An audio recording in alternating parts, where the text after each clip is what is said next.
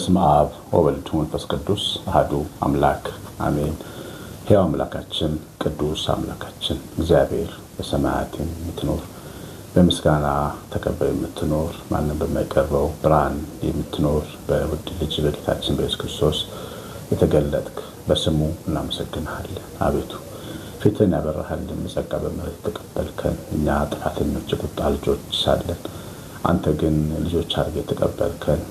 ጌታችን መድኃኒታችን ኢየሱስ ክርስቶስ አድነ ቤዛ ሆነ ዕዳችንን ከፍለህ ቤተሰብ ያደረግከን ወራሾች ያደረግከን እግዚአብሔር ልጆች ተብለን እንድንጠራ እንዲህ ያለው ፍቅር አብ ሆይ የሰጠህን መንፈስ ቅዱስ ሆይ ያተምከን ምስጋና ይገባሃል። አቤቱ ሆይ የሰላም አምላክ አንተ ነህ። ምድራችን ሰላም የምታድረው በአንተ ነው። እባክህ በዓለም ላይ ያለ ጦርነት በሰላም እንዲጠናቀቅ ፈቃድ ይሁን። አቤቱ ሰይፍ ሁሉ ወደ ሰገባ ይግባ። የሚያልቅና የሚሞት ሕዝብ ከጥፋት ይጠበቅ። በሀገራችን በኢትዮጵያ በዓለም ዙሪያም የጦርነት ስሜቶች፣ ፍላጎቶች እንዲሁም ጦርነቶችን ሁሉ አስወገደ ሰላም በምድራችን ስጥ። ጌታ እግዚአብሔር ሰላምን የሚሹ ያሸንፉ የመንፈስ ብርሃን ያላቸው መሪዎቻችን፣ የመንፈስ ብርሃን ያላቸው እረኞቻችን አቤቱ ጉልበትና ኃይልን ስጣቸው። ሰላምን የሚያመጡ እረኞቻችንን ጉልበትና ኃይልን ስጣቸው። በጌታችን በኢየሱስ ክርስቶስ በእርሱ ያለ ክብር ለአብ ለመንፈስ ቅዱስ ይገባል፣ ዛሬም ዘወትርም ለዘላለም አሜን። ተወዳጆች እግዚአብሔር ልጆች እንደምን ቆያችሁ? ሁሉን የሚችል አምላክ ጌታ ስሙ የተወደደና የተመሰገነ ይሁን። በጾማችሁ የተባረካችሁበት ጊዜ እንደሆነ ተስፋ አደርጋለሁ። እግዚአብሔር ያመጣልን በረከት ነው። ክብር ምስጋና ይገባዋል። እንግዲህ ዛሬ አንዲትን እናት እንደምንረዳ ያው ሰሞኑን እየተነጋገርን ነው። ልጇ በድንገት ታሞ ወድቆ አልጋ ላይ ነው ያለው። እችን ሴት ማገዝ ሕክምና እንዲያገኝ ልጇ እሷም ወጣ ምትገባ ነች። ምስኪን እናት ነች። እችን ሴት ማቋቋም ነው ስራችን። እንግዲህ በዚህ ጊዜ ለአንድ ሳምንት ያክል የምንሰራው ስራ ነው። አሳስባችኋለሁ። ይህን ትልቅ በረከት ተካፈሉ። በረከት የሚገኘው እዚህ ጋር ነው። በረከት የሚገኘው በመጽዋዕት በመስጠት ነው። ጾም በመጽዋዕት ሲታሽ ደግሞ የበለጠ ትልቅ መባረኪያ ብርሃን የሆነ ጾም ነው የሚሆንልን። 9114138 ስልክ ላይ መልእክት አኑሩልኝ። ቫይበር፣ ቴሌግራም፣ ዋትስአፕ ቦቲም ላይ አለው። አድራሻዋን አስቀምጥላችኋለሁ። እግዚአብሔር እናንተን ቤታችሁን ይባርክ። እንግዲህ ዛሬ ስለ ኃይለኛው እና ስለ ብርቱ እግዚአብሔር ጸጋ ነው የምንማረው። መጽሐፈ ምሳሌ ምዕራፍ 16 ቁጥር 32 ላይ ትዕግስተኛ ሰው ከኃያል ሰው ይሻላል፣ በመንፈሱ ላይ የሚገዛ ከተማን ከሚወስድ ይበልጣል የሚለውን ሐሳብ ነው እግዚአብሔር ያስተምረን የወደደው። እንግዲህ መንፈስ ቅዱስ በእኛ ውስጥ አለ። ያ መንፈስ ቅዱስ እንዲሰራ ስንፈቅድለት ወይም መንፈሳዊነታችን እያደገ ሲመጣ የምናሳያቸው ለውጦች አሉ፣ የምናመጣቸው ፍሬዎች አሉ። ታውቃላችሁ፣ ዛፎች የራሳቸውን ፍሬ ራሳቸው አይሰሩም።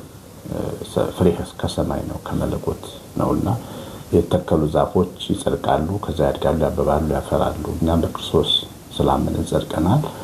እያመንን የጸደቅነው ደግሞ እያደግን ቅርንጫፍ እናወጣለን፣ ፍሬ አበባ እናወጣለን፣ ፍሬ እናወጣለን። መቼም በአንድ ጊዜ ሰው ቅድስና ላይ አይደርስም። ታውቃላችሁ፣ በአንድ ጊዜ ትዕግስተኛ፣ በአንድ ጊዜ ትሑት ላይሆን ይችላል። ግን መሰረቱ ላይ ግን መቆም አለበት። እኛ ጽድቅን ባስተማረን፣ ጽድቅን በሰጠን በጌታችን በኢየሱስ ክርስቶስ ምሳሌ ነው የምናድገውና እሱ ቀስ በቀስ በሰውም በእግዚአብሔር ፊት አደገ እንደሚል ቀስ እያለን እኛ በሰውም በእግዚአብሔር ፊት እናድጋለን።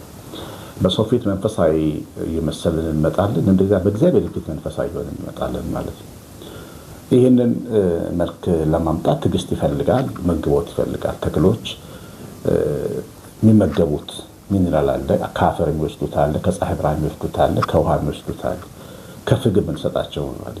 ይህንስ ተደምረው ነው እና ፍሬያማ የሚሆኑትና የሰው ልጅም እንደዚሁ ነው። ከሰማይ የሚያገኘው ጸጋ አለ።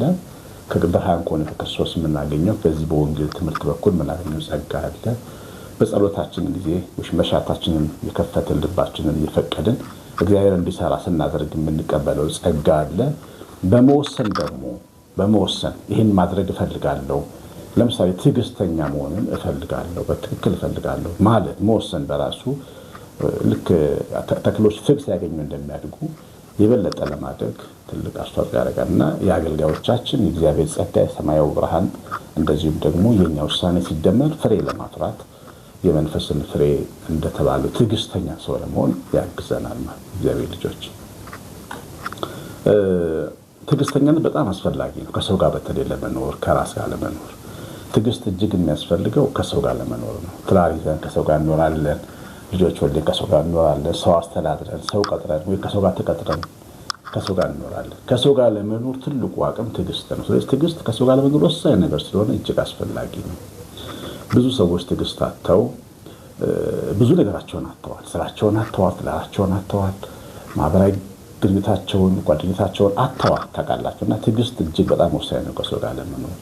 ትዕግስት ከራስ ጋር ለመኖርም በጣም ወሳኝ ነው። ሰው ራሱን ካልታገሰ በስተቀር ጸንቶ ሊቆም አይችልም። እንደውም ትልቁ ጠላታችን ራሳችን፣ ፍላጎታችን፣ ይዋችን፣ ማንነታችን ወደኋላ ቢቆጥተን ውስጣችን ያለው እኛነታችን ነው። እሱን መታገስ እና ቀን እስኪለወጥ እስኪሰራው ድረስ በጊዜ ሂደት መታገስ ያስፈልጋል። ከሰው ጋር ለመኖር ከራሳችን ጋር ለመኖር አንዳንድ ሰው ከእግዚአብሔር ጋር ለመኖር ትዕግስት ያስፈልጋል። እግዚአብሔር ትዕግስትን አይፈታተንም። እግዚአብሔር እጅግ መልካም ለስላሳ ቅዱስና ቅን አምላክ ነው። ግን ከእግዚአብሔር ጋር ለመኖር እልከኛ የሚሆነው ማንነታችንን ነው ማሸነፍ የሚገባል እንጂ እግዚአብሔር ጋር ለመኖር ትዕግስት ይፈልጋል ብዬ እኔ አላምንም በግሌ። ትዕግስት የሚፈልገው የራሳችን ምርጫና ውሳኔ ነው እና ትዕግስት መንፈስ ቅዱስ በውስጣችን የሚያበጣው ፍሬ ነው። እውነተኛ ትዕግስት አንዳንዴ ዝም ብሎ ችዬ አሁን አልቻልኩም የምንለው ትዕግስት አለ። እሱ ትዕግስት አይባልም፣ ሙከራ ነው። ዝም ብለን በራሳችን ክብደት እንደሚያነሳ ሰው የምናነሳው ክብደት ነው። እንሞክርና እንጥለዋለን። እውነተኛ ትዕግስት ግን ቋሚ ባህሪያችን ነው የሚሆነው። መንፈስ ቅዱስ ገላትያ ምዕራፍ 5:2 ላይ እንደጻፈልን ፍሬ ከሚሰጠን ነገር አንዱ ትዕግስተኛ ሰው መሆናችን፣ ስንናገርም ሲናገሩንም ሲነኩንም ሲደርሱብንም መታገስ መቻል ነው ትዕግስተኝነት። እና ባከበሩንም በሰደቡንም ባመሰገኑም ጊዜ በሁለቱም ጊዜ መታገስ መቻል ነው። አታላዮችንም መታገስ፣ አስመሳዮችን መታገስ፣ ግብዞችን መታገስ፣ ክፉ ሰዎችን መታገስ፣ በጣም የዋህና ሞኝ ሆነው የሚያጠቁን ሰዎችን መታገስ። ብዙ አይነት ሰዎች አሉ በዙሪያችን። ይህን ቋሚ የሆነው ነው ትዕግስተኝነት እስከ ዕለተ ሞት ድረስ እንደ ኢዮብ በነገር ተፈትኖ የሚያልፈው ትዕግስት ነው ትዕግስት የሚባለው። እንደ ዮሴፍ በነገር ተፈትኖ ማንነትን ሳይቀይሩ ፍቅርን ሳይቀይሩ በቀለኛ ሳይሆኑ መቀጠል ነው ትዕግስት የሚባለው። የሆነ ጊዜ ሄዶ የሆነ ጊዜ የሚያልቀው ሙከራ እንደ ትዕግስት አይደለም። እና ያኛውን ትክክለኛውን እውነተኛውን የትዕግስት መንፈስ እንዲሰጠን በጣም ልንሰራ ይገባል መንፈስ ቅዱስ።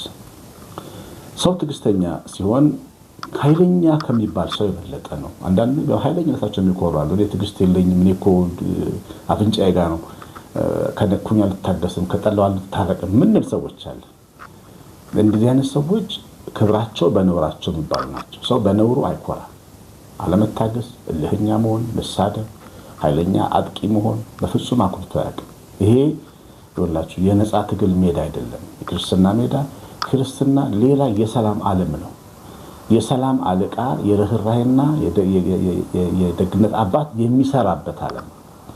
ስለዚህ እኛ ክርስቲያኖች መሆን ስንፈልግ እውነተኛ ክርስትና ራስን ከመግዛት ጋር የተገናኘ ነው። እንደ ልባችን የምንኖርበት ኑሮ ያከትማል። ከክርስትና አንጻር ስንመለከቱና አንድ ሰው ትዕግስተኛ አይደለሁም ብሎ መኩራት የለበትም። መታመም ማፈር ነው ያለበት ትዕግስት ከሌለ። ምክንያቱም ትዕግስተኛ ያልሆነ ሰው እኮ ነው አካላዊ ጥቃት የሚያደርሰው፣ ሰዎችን የሚጎዳው፣ ሰዎችን የሚያስለቅሰው፣ ግፍ የሚፈጽመው ትዕግስተኛ ያልሆነ ሰው ተሳድቦ ተናግሮ የሚያስቀይመው እና በዚህ ሰው ሊኮራ አይችልም። ሰው ነውሩ ክብሩ ሊሆን አይችልም።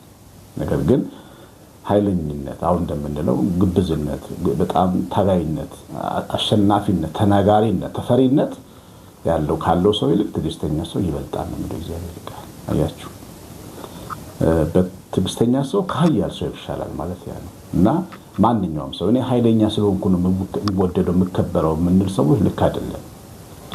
በጣም ኃይለኛ ከነበሩ ዘመዶቻችን፣ ቤተሰቦቻችን ወይ አባት ወይ እናት ጋር የኖራችሁ ሰዎች ታስታውሳላችሁ አይደል? ኃይለኛ በመሆናቸው እነዛ ሰዎች ተመችተውን ያውቃሉ? ነገሮችን የማይረዱ ሁሌ ችግርን በኃይል የሚፈቱ ወላጆቻችንን እስቲ ያስታውሷቸው።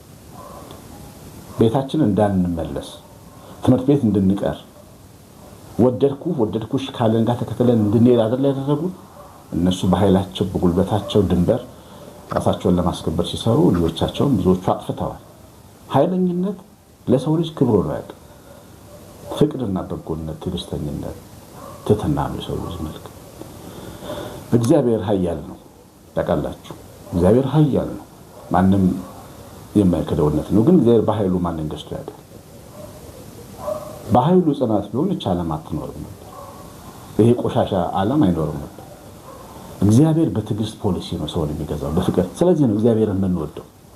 ትዕግስተኛ ከኃይለኛ ይበልጣል የሚባለው ለዚህ ነው። በሕይወታችንም ውስጥ ኃይለኝነት ሳይሆን ትዕግስተኛነት እጅግ የተከበረ እንደሆነ፣ ሰውን ተወዳጅ የሚያደርግ እንደሆነ፣ ዋጋ ያለው የሚያደርግ እንደሆነ ማወቅ ያስፈልጋል። ዋጋ ያላችሁ፣ ተደማጭነት ያላችሁ፣ ክብር ያላችሁ ሰዎች መሆን ከፈለጋችሁ ወይም እኔ ከፈለኩ ትዕግስተኛ መሆን መልመድ ያስፈልጋል። አያችሁ ለምን መሰላችሁ? በመንፈሱ ላይ የሚገዛ ከተማን ከሚገዛ ሰው ይበልጣል። የሚሰማውን ነገር ከማድረግ የማይቸኩል ሰው አለ። ትዕግስተኛ ማለት እሱ ነው። የሚሰማውን ለመናገር ብዙ ጊዜ የብዙ ሰዎች ትዳር የሚፈርሰው የሚሰማቸው ስለሚናገሩ ነው። መንፈሱን የሚገዛ ሰው ግን እንደዛ አይደለም። በባልና ሚስቶች ኢንተርቪው አንድ ጊዜ በሁለት ባልና ሚስቶች ሲናገሩ ምን ሰማሁት? አንጣላም አሉ። ሰው ግን አንጣላም ብለን ስንናገር አያምንንም። ግን አንጣላም ማለት አይደለም። ውስጣችን ከራሳችን ልብ ጋር እንጣላለን። ተጋጭ፣ ተጣላ፣ በላት፣ በዩ የሚለውን ስሜታችንን እናገኘዋለን ልባችን ውስጥ። ልዩነቱ ምንድነው? ልባችንን እየሰማን በአፋችን አንናገርም ማለት ሊሰማንን ስላልተናገርን ከትዳራችን ላይ ግጭት አልፈጠር። ብዙ ሰው ግን የሚሰማውን ልብ ውስጥ በአፉ ይተፈዋል፣ ያስቀይማል፣ ይቆጣል፣ ያስፈራራል፣ ያጠቃል። ትዳር ይፈርሳል፣ ልጆች ይበተናሉ። ወይ ስራ ታጣላ፣ አለቃ ጋር ሄደህ በድንፋታ ትናገራለች። ለምን እኮ እንደዚህ ነኝ ብለን ቶሎ ክብራችንን ሰቅለን ትዕግስታችንን ከልክለን እንወጣለን። ስሜቱን የሚገዛ ሰው ከተማ ከሚገዛ ሰው ይበልጣል። አካብ የተባለ እስራኤል ንጉሥ ስሜቱን ባለመግዛቱ እኮ ነው በመንግስቱ ላይ መከራ ያመጣው። ይገርማል። አንድ የአትክልት ስፍራ የአንድ ገበሬ ናቡቴ የሚባል ገበሬ አትክልት ስፍራ ፈለገ፣ ጠየቀ። አይ አባቶች ድርስ አልሰጥህም አለ። መብቱ ነው፣ ባለቤት ነው ያሰውይ። በቃ ብሎ ስሜቱን ገፍቶ መግባት ነበረበት። ተናዶ ተበሳጭቶ እሳት ቆርሶ እሳት ልሶ የወርቶተኛ ያን ሚስቱ አይታው ነው ያን ጥፋት ያመጣችው።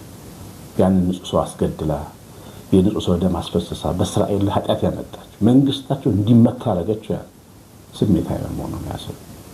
ስሜትን የሚገዛ ሰው ሀገርን ከሚገዛ ሰው ይበልጣል። መሪዎች ስሜታቸውን መግዛት ሲችሉ ሀገራችንን መግዛት ይችላሉ። ታውቃላችሁ ብዙ ጊዜ አሁን ጦርነት የምታዩት ጦርነት ይሄ እንደምታዩት ነው። በጣም ትልልቅ ሆኑ ሰዎች ጋር የሚዋጉ ሀገሮች አሉ። ትልልቅ ሆኑ መንግስታት ጋር ስሜታዊነት፣ ራስን ከማጥፋት፣ ራስን ከመጉዳት፣ ሀገር ህዝብን ከማጥቃት መሰብሰብ ያስፈልጋል። አያችሁ ሰው ትዕግስተኛ መሆን አለበት በህይወት ውስጥ ከላይ እስከታች ድረስ። ትዕግስተኛ ስንሆን ከብዙ ነገር ጥፋት እንተርፋለን። ትዕግስት ከሌለ ደግሞ እንወድማለን። አያችሁ እና ከተማን ከሚገዛ ሰው ራሱን መንፈሱን የሚገዛ ሰው ይበልጣል ሲለን ትዕግስተኝነት ትልቅ ነገር ነው። ሰው ለማግባት ሲዘጋጅ ትዕግስትን መልመድ መቻል አለበት መጀመሪያ። ምክንያቱም ትዕግስት የሚፈልጉ ተግዳሮቶች ትዳር ውስጥ አሉ። ጥሩ ልጅ መውለድ አለ። 3 ልጅ ብትወልድ 3 ሰው ነው የምታስተዳድረው። 4ኛ ሚስት አለች፣ የምታገለግል ሰራተኛ ትኖርሃለች ወይ ትኖርሻለች። ቤተሰብ አለ፣ አማች አለ። አመሉ ጋር ነው የሚመጣው። ትዕግስተኝነት ላይ በጣም ተዘጋጅተን መግባት አለብን። አያችሁ ሱሪ ስለታጠቅኩ ብቻ ወይ ስለታጠቀ ብቻ ወንድ ልጅ ባል ሊሆን አይችልም። ወይ ቀሚስ ስለለበሰች ብቻ የመንፈስ ስንቅ የውስጥ ፍሬ ያስፈልገዋል የሰው ልጅ። የትኛውም ቦታ ወይም ዓለም ሄዳችሁ ብትኖሩ፣ አረብ ሀገር ብትሄዱ፣ አውሮፓ ብትሄዱ፣ ኢትዮጵያ ብትመጡ ትዕግስት መልመድ ያስፈልጋል። ትዕግስት የሚፈልጉ ብዙ ጉዳዮች አሉ ምድር ላይ እና ገዢ ነው የሚያደርገን። ሰው ትዕግስተኛ ሲሆን ገዢ ነው። አንዳንዴ ትዕግስተኝነት እንደ ጥቃት ይቆጠራል። እንደ መጠቃት እንደዚህ እንደ ጉዳት የሚያዩ ሰዎች አሉ። ግን ስህተት ነው። ትዕግስት ያስከብራል። ትዕግስት ትልቅ ነገር ነው። ትዕግስት ፍሬ እንድንበላ ያደርገናል። ይላችሁ በለሱን የሚጠብቅ ፍሬውን ይበላል። በለስን ተቀምጦ እየተንከባከበ ሲጠብቀው ፍሬውን ይሄ ማለት እየጠበቀ ከእግዚአብሔር ጋር እየሰራ መሆኑን እያወቀ እየጠበቀ እየጠበቀች የምትታገስ ሴት የትዕግስቷን ዋጋ ማግኘቷ አይቀርም። ባሏን የምትታገስ በልጆቿ ካሳ ታገኛለች። ልጆቿን የምትታገስ በልጆቿ በእርጅና ትባረካለች። አያችሁ ሚስቱን የሚታገስ በልጆቹ ይባረካል። ዋጋ አለው። በስራ ቦታ ክፉ አለቃውን የሚታገስ እግዚአብሔር በሹመት ይባርከዋል። መታገስ ነው። ዮሴፍን አላያችሁት? በወንድሞቹ በጴጥፋራ ስለ እነሱ ሲያወራ ሰምታችሁ አታውቁም። መጽሐፍ ቅዱስ ላይ ትዕግስት እስከሚፈልገው ግድ ድረስ ያደረሰው ትዕግስት ነው። የትዕግስት መሰላል እና ወደ ትልቅ ከፍታ የሚያደርሰን ትልቁ መንፈሳዊ ፍሬ ነው ትዕግስት። በመንፈሱም ላይ የሚገዛ ከተማ ከሚገዛ ይበልጣል። የሰማነውን በልቦናችን ጻፍልን። ብዙ እንደተማራችሁበት ተስፋ አድርጋለሁ። እግዚአብሔር ልጆች የእናንተ የምትታገዘዋን እናት እንዳትረሱ 9114380 ስልክ ላይ አስታውቁኝ። የትምህርቱን ሀሳቦች አስተያየቶቻችሁን ምርቃቶቻችሁን ጻፉ። ሳጽፉ አትውጡ። እናንተ ግን እግዚአብሔር ልጆች ለቅንነታችሁ ዋጋ ይሰጣችኋል። እግዚአብሔር ላይክ አድርጉት። እግዚአብሔር እናንተ ቤታችሁን ይባርክ። ቀሲስ አሸናፊ ገብረማርያም ነኝ። ሰላም